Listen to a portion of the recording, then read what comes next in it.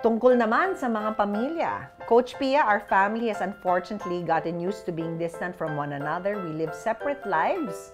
Disconnected kami sa isa't isa kahit sa ilalim kami ng isang bubong nakatira. I don't want to live the rest of our lives like this. At ang letter sender natin ay ang ang isang anak dito sa pamilyang to.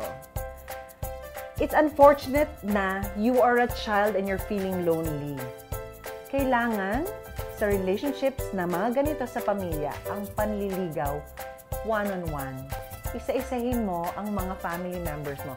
Unahin mo yung pinakamalapit sa'yo. Hindi mo kasi yun mabibring up sa lahat eh.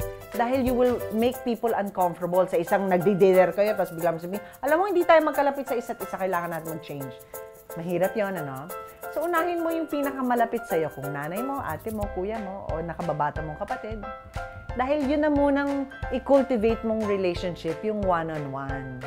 Dahil dyan nagsisimula. And, if need be, sa mga mahirap na relationship, write letters. Letter writing is easy, hindi mo siya kaharap, at hindi threatening yung feeling na kailangan niyang tumugon o mag-respond sa'yo kaagad-agad. Yun yung dalawang tips ko.